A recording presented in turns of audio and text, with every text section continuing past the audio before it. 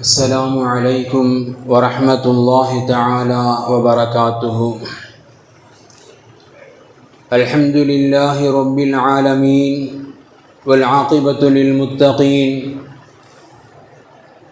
والصلاة والسلام على سيدنا أفضل الأنبياء والمرسلين وعلى آله وأصحابه وأزواجه وذرياته وأهل بيته وأتباعه أجمعين.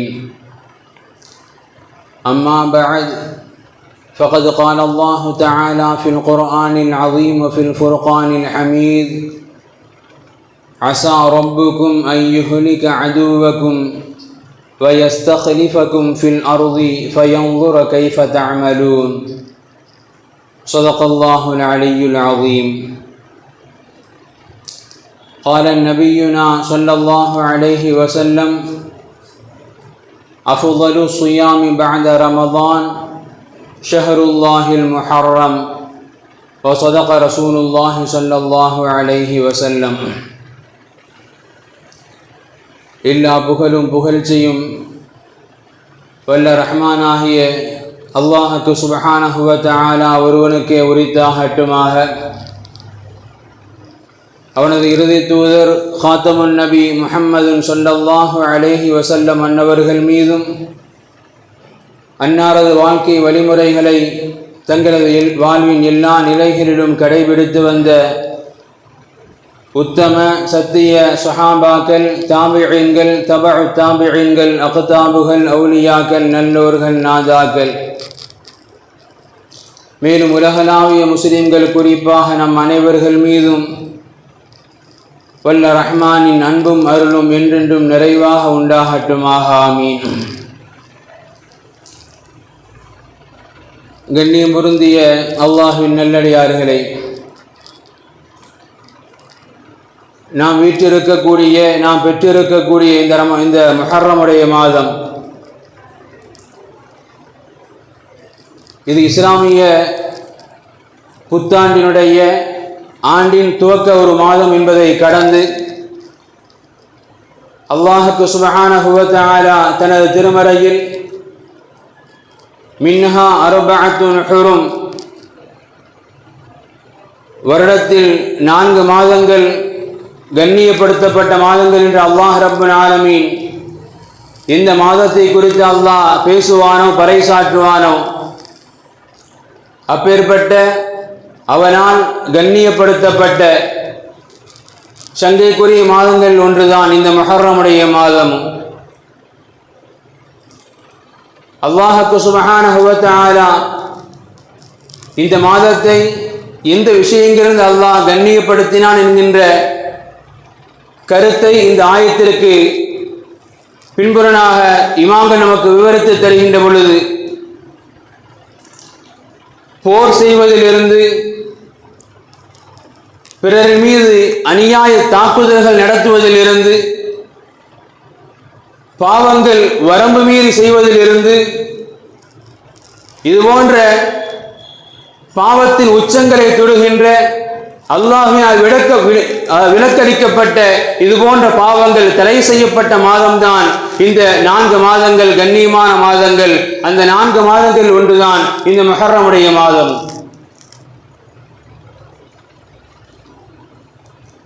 இந்த முஹர்ரம் மாதம், அதிலும் குறிப்பாக இந்த முஹர்ரம் மாதத்தினுடைய 10ஆம் தினம்,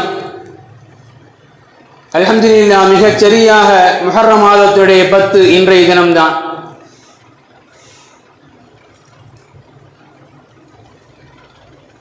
ஹஜ்ரத் ஆயிஷா ரலியல்லாஹு தஆலா அன்ஹா அவங்க அறிவிக்கக்கூடிய புகாரியுடைய ஹதீஸ், இந்த முஹர்ரம் மாதத்தை கண்ணியப்படுத்துதல் என்பது இது இஸ்லாமியர்களுக்கு மட்டும் அல்லாஹ் ரப்புல் ஆலமீன், உம்மத்தே முஹம்மதியாவிற்கு மட்டும் அல்லாஹ் ரப்புல் ஆலமீன் ஏவிய ஒரு கட்டளை அல்ல. மாறாக இந்த முஹர்ரம் மாதத்தை கண்ணியப்படுத்தக்கூடிய பழக்க வழக்கம் என்பது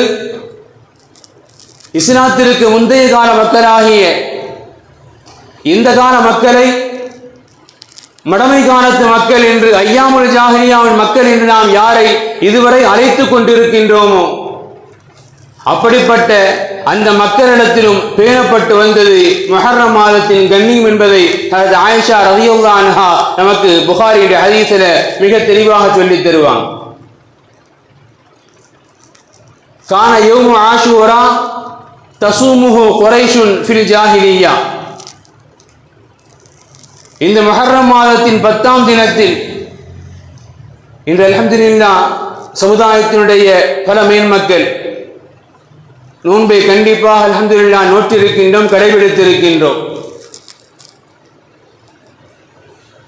அது ஆயிஷா ரலியல்லாஹு சொல்லி காட்டுறாங்க, எந்த முஹர்ரமுடைய மாதத்தில் 10ஆம் தினத்தில் நாம் நோன்பு நோக்க வேண்டுமோ, நாம் நோன்பை நோற்றுக்கொண்டு இருக்கின்றோமோ, இந்த நோன்பு நோக்குதல், இந்த ஆஷூராவை, இந்த முஹர்ரமை கண்ணியப்படுத்துதல் என்பது இஸ்லாமியர்களாகி நாம் மட்டும் செய்யவில்லை, மாறாக இஸ்லாத்திற்கு முந்தைய காலமாகிய அந்த ஐயாமுல் ஜாஹிலியா காலத்து மக்களும் முஹர்ரம் மாதத்தினுடைய 10ஆம் தினத்தில் ஆஷூராவின் நோன்பை நோற்பவர்களாக இருந்து வந்தார்கள். வகான ரசூலுல்லாஹி ஸல்லல்லாஹு அலைஹி வஸல்லம் யஸூமு. இஸ்லாத்திற்கு முந்தைய காலத்து மக்களும் நோன்பை நோற்பார்கள். நபிகள் பெருமானார் ஸல்லல்லாஹு அலைஹி வஸல்லம் அன்னவர்களும் இந்த முஹர்ரம் மாதத்தில் 10ஆம் தினத்தில் ஆஷூராவை நோன்பை நோற்று வந்தார்கள். காலங்கள் சிறிது கடக்கின்றது. மக்கமா நகரிலிருந்து மதீனா நகருக்கு ஹிஜ்ரத் செய்ய வேண்டிய சூழ்நிலை ஏற்படுகின்றது. ஃபலம்மா கதிமல் மதீனத, மதீனா நகருக்கு ஹிஜ்ரத் செய்து வந்த பொழுது ஸாமஹு வ அமர பிஸியாமிஹி, மதீனா நகருக்கு ஹிஜ்ரத் செய்து வந்த பிறகு நபிகள் பெருமானார் ஸல்லல்லாஹு அலைஹி வஸல்லம் அன்னவர்கள் தாங்கள் ஏற்கனவே செய்து வந்த, கடைபிடித்து வந்த அந்த ஆஷூராவை நோன்பை அவர்கள் நோற்றார்கள் என்பதை கடந்து வ அமர பிஸியாமிஹி, மக்களுக்கும் அந்த ஆஷூராவின் நோன்பை நோக்கும்படியாக நபிகள் பெருமானார் ஸல்லல்லாஹு அலைஹி வஸல்லம் அன்னவர்கள் கட்டளையிட்டார்கள். ஆயிஷா ரலியல்லாஹு சொல்லி காட்டுறாங்க. இது சிறிது காலங்கள், இது சிறிது காலங்கள். ஹிஜ்ரி 2 துவங்குகின்றது. அல்லாஹ் சுப்ஹானஹு வ தஆலா இந்த உம்மத்தை முஹம்மதியாவிற்கு ரமதானுடைய காலகட்டங்களில் நோன்பை அல்லாஹ் கடமையாக்குகின்றான், விதியாக்குகின்றான், கட்டாய கடமை. ஆயிஷா ரலியல்லாஹு சொல்லி காட்டுவாங்க, ஃபலம்மா ஃபரக ரமதான் தரக யௌம ஆஷூரா. எப்பொழுது இந்த உம்மத்திற்கு ரமதானுடைய நோன்பு கடமையான நோன்பாக, கட்டாய கடமையாக ஆக்கப்பட்டதோ, அதன் பிறகு நபிகள் பெருமானார் ஸல்லல்லாஹு அலைஹி வஸல்லம் தரக யௌம ஆஷூரா ஃபமன் ஷாஅ ஸாமஹு.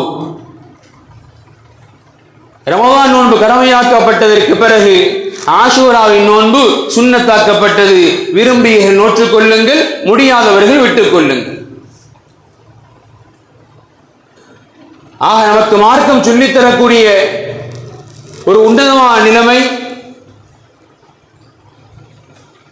இந்த உம்மத்திற்கு ரமதானுடைய நோன்பு தான் கடமையாக்கப்பட்ட நோன்பு. அது ஹிஜ்ரி 2. ஹிஜ்ரி 2ற்கு முன்பாக இந்த உம்மத்திற்கு உண்டான கடமையான நோன்பு என்பது ஆஷூராவுடைய முஹர்ரம் பிறை 10 நொறுக்கப்படக்கூடிய நோன்பு தான் கடமையான நோன்பு. ரமதான் நோன்பு கடமையாக்கப்பட்டதற்கு பிறகு அது சுன்னத்தாக மாற்றப்பட்டது. இருந்தாலும் கூட, இருப்பினும் கூட நபிகள் பெருமானார் ஸல்லல்லாஹு அலைஹி வஸல்லம் அன்னவர்கள்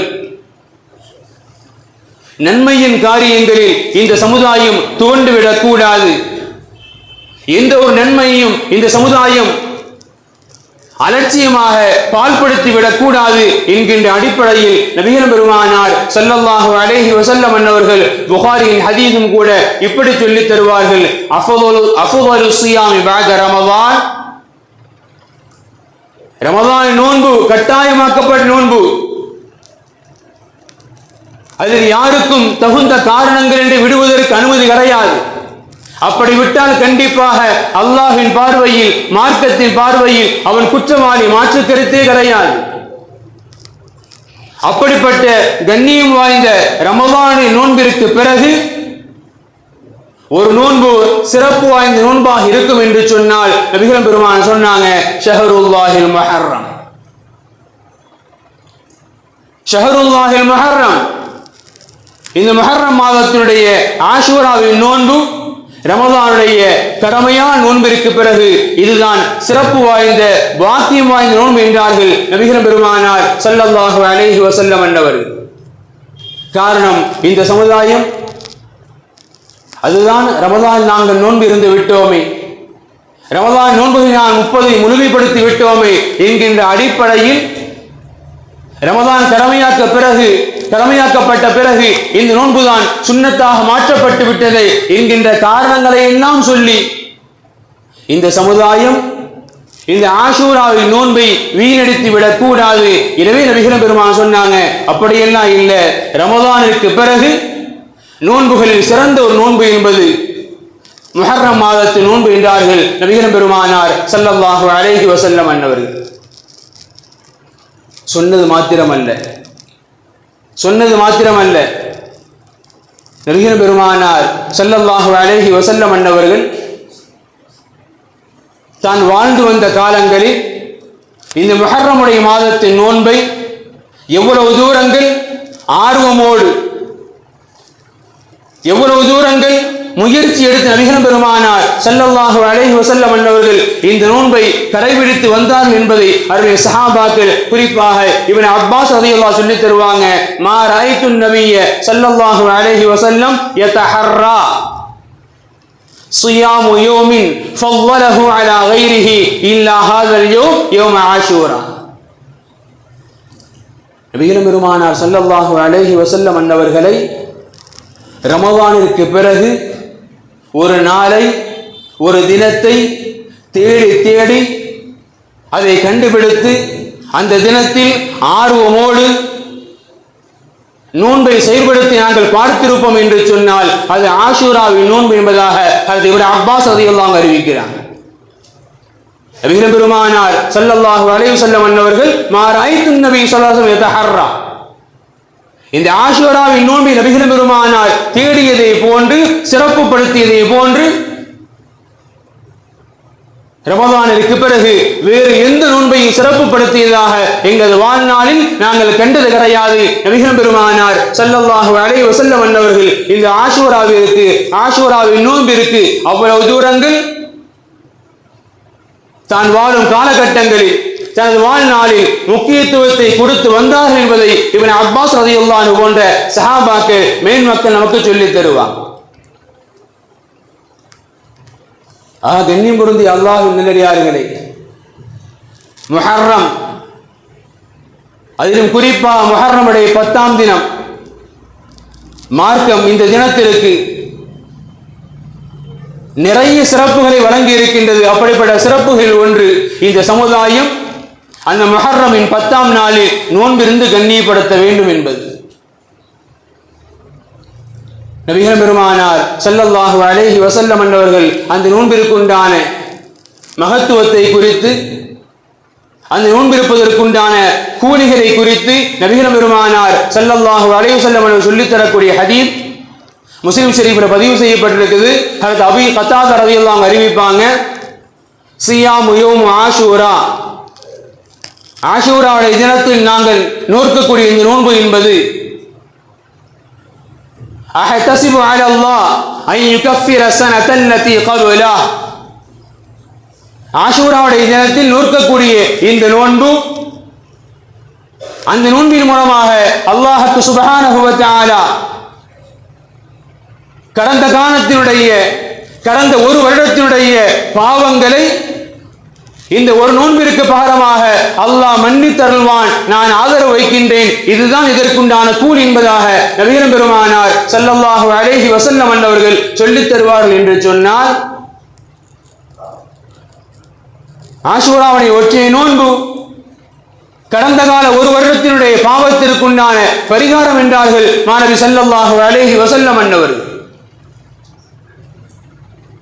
எனவே சுன்னத்தான நோன்புதானே, ஆஷூராவின் நோன்புதானே என்கின்ற அலட்சியம், ஒரு பொடுபோக்குத்தனம் சமுதாயத்தினுடைய உள்ளங்களில் ஒருபோதும் வந்துவிடக் கூடாது. எனவே நபிகள் பெருமான் சொன்னாங்க, ஆஷூராவின் நோன்பை அப்படியெல்லாம் அலட்சியப்படுத்தி நீங்கள் கடந்து விடாதீர்கள். இன்னைக்கு பொதுவாக சமுதாயத்தில் ஃபர்திற்கும் வாஜிபிற்கும் தரப்படக்கூடிய முக்கியத்துவம் சுன்னத்திற்கு கிடையாது. இது நிகழ்காலத்துடைய யதார்த்த உண்மை. ஒரு மார்க்க தீர்ப்பு சொல்றோம்னு சொன்னா சுன்னத்தான கட்டாயம்லாம் இல்லை. ஒரு தாடியாகட்டும், நிறைய சுன்னத்துகள், உணவை சாப்பிடக்கூடிய முறையாகட்டும், பள்ளிக்குள்ள எப்படி வந்து வெளியில போகணும், நிறைய படித்தவர்களா இருப்பாங்க. அந்த விஷயம் அலட்சியம். காரணம் சுன்னத் தானே. ஒரு சுன்னத் நமது வாழ்க்கையில் எப்பேற்பட்ட பாதிப்புகளை ஏற்படுத்தும் என்பதை இந்த சமுதாயம் இதுவரை உணர்ந்து கொள்ளவில்லை. அதுதான் யதார்த்தம்.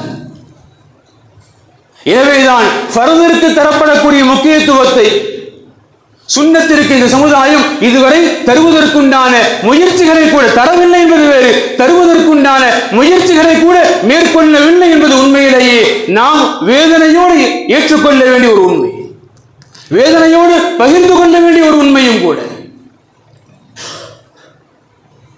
எனவேதான் நபிகள் பெருமானார் ஸல்லல்லாஹு அலைஹி வஸல்லம் அவர்கள் ஃபர்து என்றால், கட்டாய கடமை என்றால், விட்டால் குற்றம் என்றால் அதை சமுதாயம் வேறு விதமாகவும்,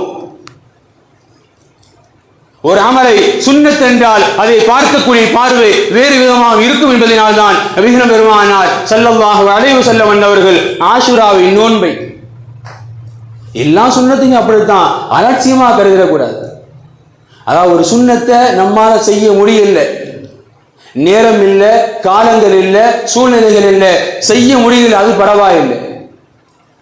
ஒரு சுன்னத்தை நிறைவேற்றுவதற்குண்டான காலங்கள், சந்தர்ப்பங்கள், சூழ்நிலைகள் எல்லாம் இருந்தும் இது சுன்னத்து தானே என்று விட்டுவிட்டால் உண்மையிலே அது பாவம் தான். ஃபர்த விட்டா கண்டிப்பா குற்றவாளிகள், மாற்று கருத்து அல்ல. ஒரு சுன்னத்தை,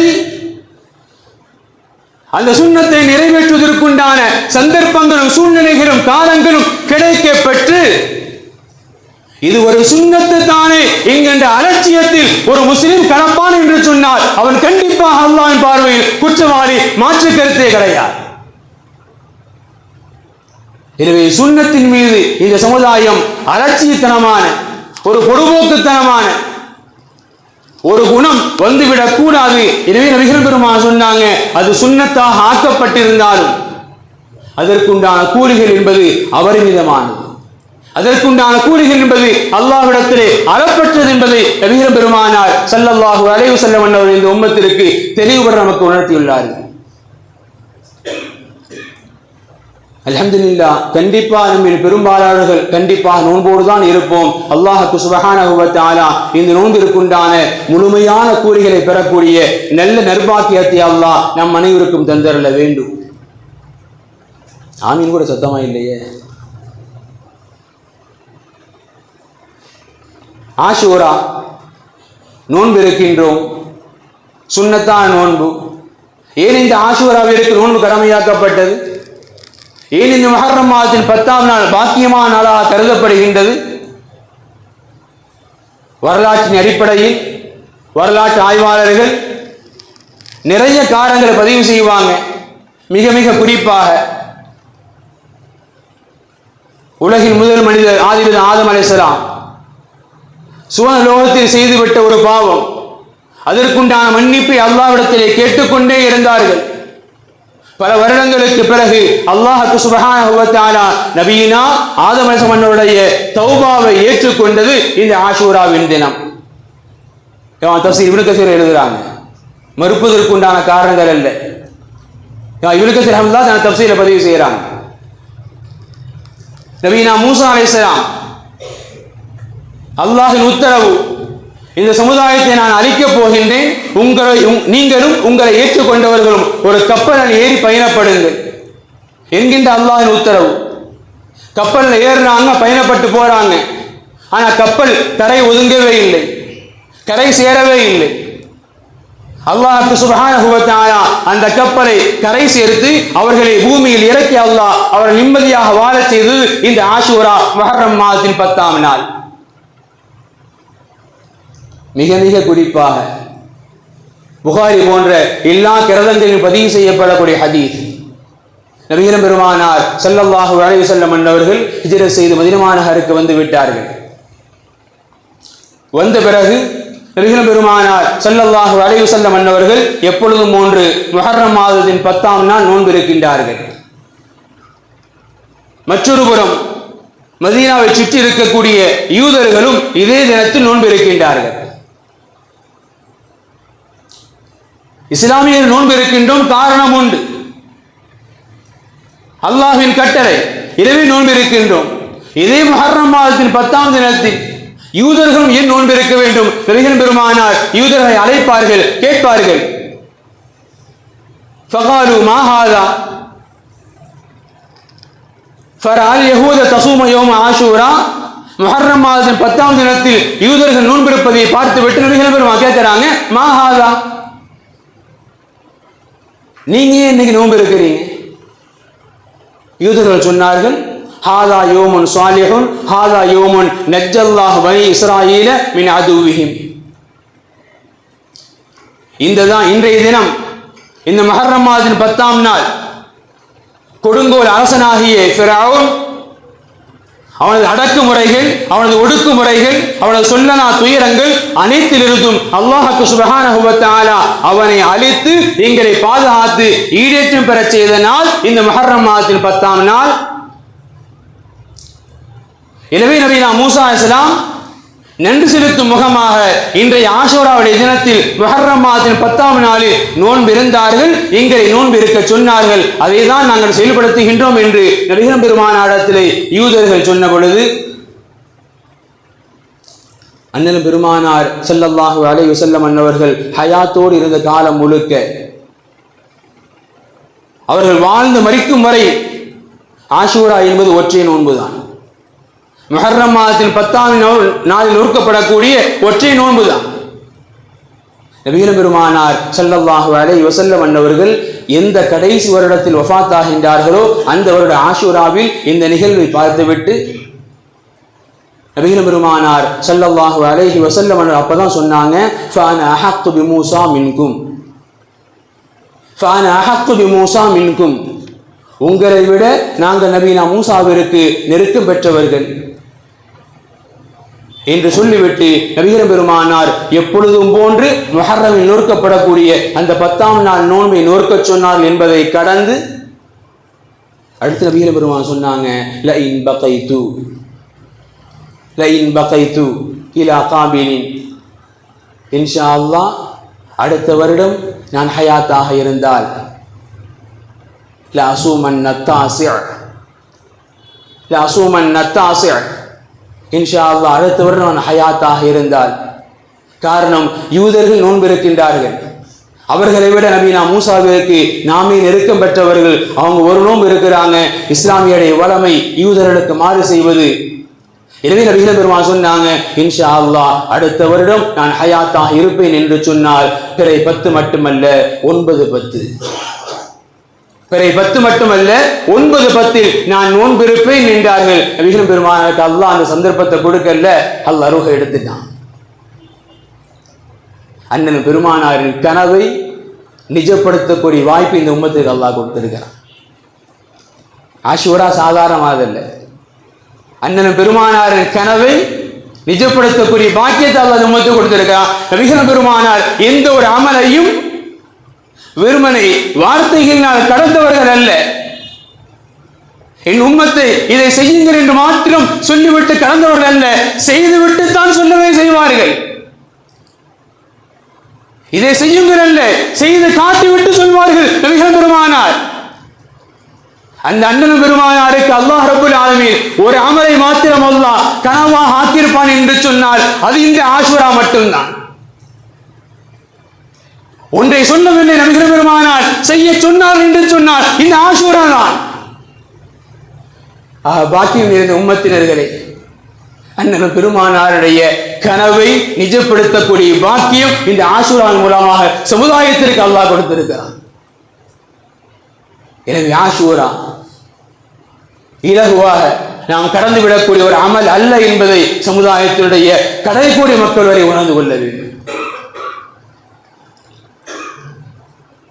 இந்த ஹதீஸிற்கு இமாம்கள் சில விளக்கங்கள் எழுதுவாங்க. ஏன் நபிகள் பெருமானார் ஸல்லல்லாஹு அலைஹி வஸல்லம் உங்களை விட நபியா மூசாவுக்கு நாங்க தான் நெருக்கம் ஏன் சொன்னாங்க? அப்படி சொல்லுவதற்குண்டான காரணம் என்ன? நிறைய காரணங்கள் வரலாற்றில் பதிவு செய்யப்படுது. குர்ஆன் என்பது இந்த உம்மத்திற்கானது, இந்த உம்மத்தில் முஹம்மது அவருக்கு உண்டானது. ஆனால் குர்ஆனில் அதிகம் பேசப்பட்ட வரலாறு, அதிகம் பதியப்பட்ட பெயர் நபியா மூசா. குர்ஆன் என்பது இந்த உம்மத்திற்கானது. ஆனால் குர்ஆன் அதிகம் இடம்பெற்ற வரலாறும் அதிகம் பதிவு செய்யப்பட்ட பெயரும் நபியா மூசா. அண்ணலும் பெருமானார் ஸல்லல்லாஹு அலைஹி வஸல்லம் அவர்கள் வாழ்க்கையுடைய பல்வேறு நிகழ்வுகள் நபியா மூசா அவர்களுடைய சமுதாயத்தோடு ஒன்றுபட்டு பயணிப்பதை நம்மால் பார்க்க முடியும். அண்ணலும் பெருமானார் ஸல்லல்லாஹு அலைஹி வஸல்லம் அவர்களும் அருமை தோழர் அபூபக்கர் ரலியல்லாஹு அன்ஹு ஹிஜ்ரத் பயணம் வார சௌர்ல தஞ்சம் புகழ்றாங்க. எளிதாக அடையாளம் காணப்படக்கூடிய இடம். அபூபக்கர் கேட்பாங்க, யா ரசூலல்லாஹ், எதிரிகள் புரிந்து பார்த்தால் நாம் மாட்டிக்கொள்வோமே. நபிகள் பெருமானார் மிக அழகாக சொல்லுவாங்க, அபூபக்கரே, இங்கு நாம் மட்டுமல்ல, நாம் இருவர் மட்டுமல்ல, நம்மோடு அல்லாஹ் இருக்கிறார். இன்னல்லாஹ மஅனா. அபூபக்கரே, கவலைப்படாதீங்க, நம்மோடு அல்லாஹ் இருக்கிறான். ஈமானிய வார்த்தை. ஃபிரௌன் இஸ்லாமிய படைகளை விரட்டி கொண்டு வருகின்றான். முன்னால் பார்த்தால் கடல், பின்னால் பார்த்தால் மிகப்பெரிய படை. இஸ்லாமிய படைகள் சொன்னது, இன்னால முதரக்கும் நபியே மூசாவை உங்கள் பேச்சை நம்பி வந்து நாங்கள் அகப்பட்டுக் கொண்டோம், சிக்கிக் கொண்டோம் என்றது. மறுகணமே சொன்னாங்க, கல்லா இன்ன மாய ரப்பி சைஹதீன். கவலைப்படாதீங்க, அப்படி நினைக்கவே நினைக்காதீங்க. இன்ன மாய ரப்பி சைஹதீன், என்னோடு எனது இறைவன் இருக்கின்றான். அல்லாஹ் எப்படி காப்பாத்தினா வரலாறு பேசும். இது போன்ற வரலாறுகளில் நிறைய நிகழ்வுகள் அண்ணனும் பெருமானார் உம்மத்தும் நபியா மூசா அன்னவர்களும் அவரது உம்மத்தும் இப்படி ஒன்றிணைந்து வரக்கூடிய நிறைய நிகழ்வுகள் நம்மால் வரலாற்றை பார்க்க முடியும். அதை முன்னிறுத்தித்தான், இன்னும் நிறைய காரணம் இருக்கு, நேரம் இல்லை, அதை முன்னிறுத்தித்தான் நபிகள் பெருமான் சொன்னாங்க, நஹனு அஹக்கு பி மூசா மின்கும்.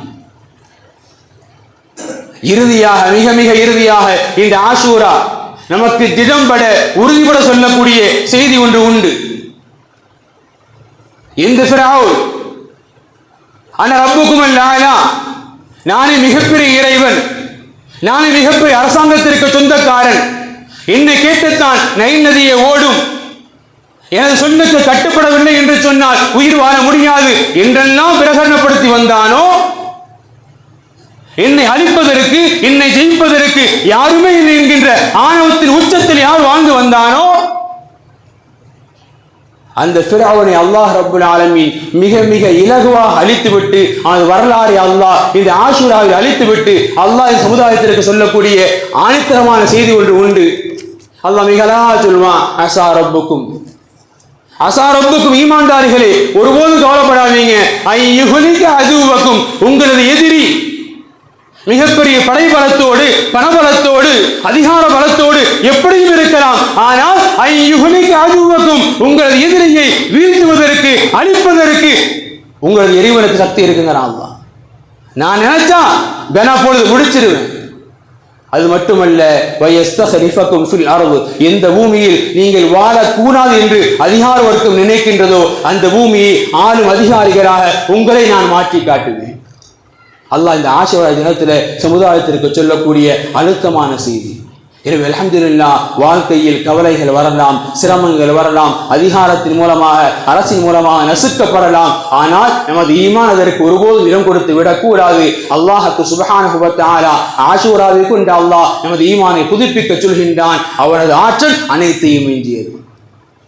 எனவே அந்த ஆற்றலை நம்புங்கள், இன்ஷா அல்லாஹ் ஒருபோதும் கைவிடப்பட மாட்டீர்கள் என்பது இந்த ஆஷுராவுடைய மிகப்பெரிய பாடம். அல்லாஹ்வுக்கு சுப்ஹானஹு வ தஆலா இது போன்ற வரலாறுகளிலிருந்து பாடம் பெற்ற படிப்பினை பெற்ற நல்ல சமுதாயமாக வாழ்வதற்குண்டான பாக்கியத்தை அல்லாஹ் நம் அனைவருக்கும் தந்து அருள் புரிவானாக. வாஹிரு தஅவாஹும் அனில் ஹம்துலில்லாஹி ரப்பில் ஆலமீன். அஸ்ஸலாமு அலைக்கும் வ ரஹ்மத்துல்லாஹி தஆலா வ பரகாத்துஹு.